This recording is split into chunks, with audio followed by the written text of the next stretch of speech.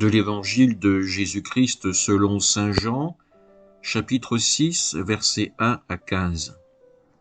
En ce temps-là, Jésus passa de l'autre côté de la mer de Galilée, le lac de Tibériade. Une grande foule le suivait parce qu'elle avait vu les signes qu'il accomplissait sur les malades. Jésus gravit la montagne, et là, il était assis avec ses disciples.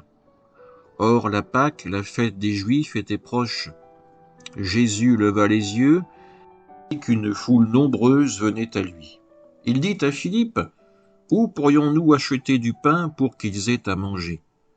Il disait cela pour le mettre à l'épreuve, car il savait bien, lui, ce qu'il allait faire.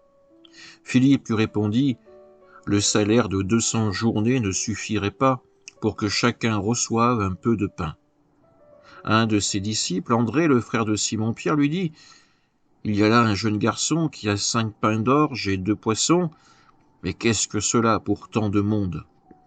Jésus dit, « Faites asseoir les gens. » Il y avait beaucoup d'herbe à cet endroit. Ils s'assirent donc au nombre d'environ 5000 hommes. Alors Jésus prit les pains, et après avoir rendu grâce, il les distribua aux convives. Il leur donna aussi du poisson, autant qu'ils en voulaient. Quand ils eurent mangé à leur faim, il dit à ses disciples, « Rassemblez les morceaux en surplus, pour que rien ne se perde. » Ils les rassemblèrent, et ils remplirent 12 paniers avec les morceaux des 5 pains d'orge, restés en surplus pour ceux qui prenaient cette nourriture. À la vue du signe que Jésus avait accompli, les gens disaient, « C'est vraiment lui le prophète annoncé, celui qui vient dans le monde. » Mais Jésus savait qu'ils allaient l'enlever pour faire de lui leur roi. Alors, de nouveau, il se retira dans la montagne, lui seul. Acclamons la parole de Dieu. Un jeune homme s'apprêtait à obtenir son diplôme de fin d'études.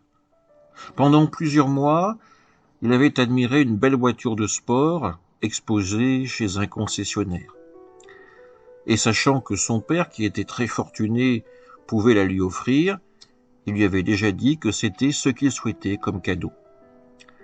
Comme le jour de la remise des diplômes s'approchait, le jeune homme s'attendait à voir des signes que son père lui avait déjà acheté la voiture, mais rien ne venait. Finalement, au matin du jour J, son père l'appela dans son bureau et lui dit combien il était fier d'avoir un fils aussi intelligent et formidable, et combien il l'aimait. Le père tendit à son fils une boîte dans un emballage cadeau. Curieux, mais aussi déçu, le jeune homme ouvrit la boîte et découvrit une belle Bible avec une couverture en cuir. Très furieux, il éleva la voix et dit à son père, « Avec tout ton argent, tu ne m'offres qu'une Bible ?» Et, claquant la porte, il sortit de la maison en laissant derrière lui la Bible. Plusieurs années s'étaient écoulées et le jeune homme se trouva couronné de succès dans le monde des affaires. Il s'acheta une grande et belle maison et fonda une famille heureuse. Un jour, il se souvint de son père qui était devenu très vieux, et il se dit qu'il devait aller lui rendre visite, car il ne l'avait plus revu depuis le jour où il avait obtenu son diplôme. Juste avant de partir, il reçut un message lui disant que son vieux père venait de mourir et qu'il lui avait cédé tous ses biens. Le jeune homme devait donc partir immédiatement pour s'occuper de son héritage. Quand il arriva dans la maison de son père, soudain, son cœur fut rempli de tristesse et de regret.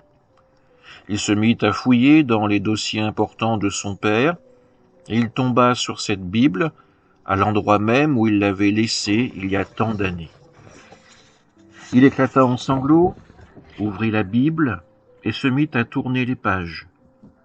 Comme il lisait ces paroles, une clé de voiture tomba d'une enveloppe qui était collée sur la couverture, à l'arrière de la Bible.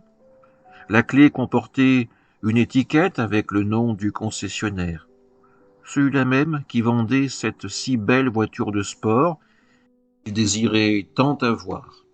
Et sur l'étiquette figurait la date du jour de la remise de son diplôme et ces mots Tout a été payé.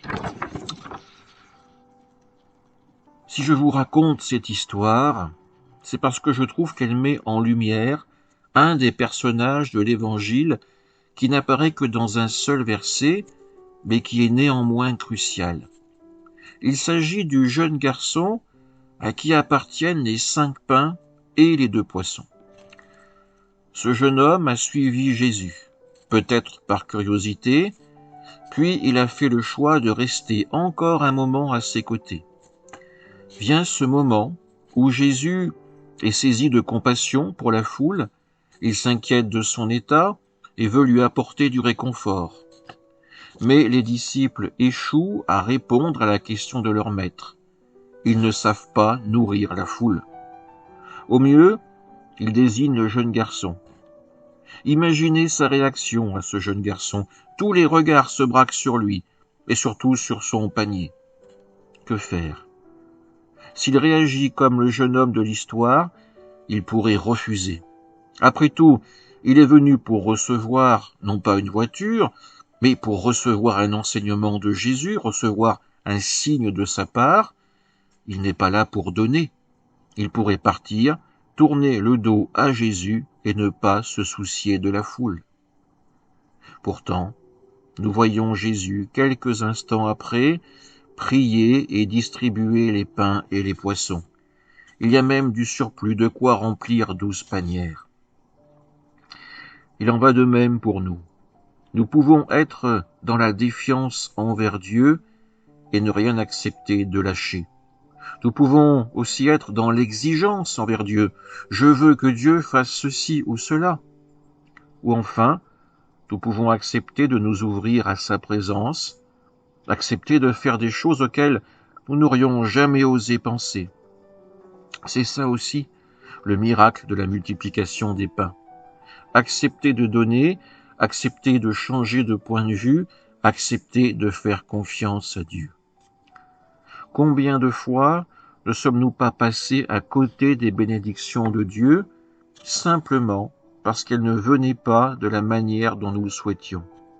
Dieu n'est pas tel que nous nous le représentons, il est tel qu'il se présente à nous. Amen.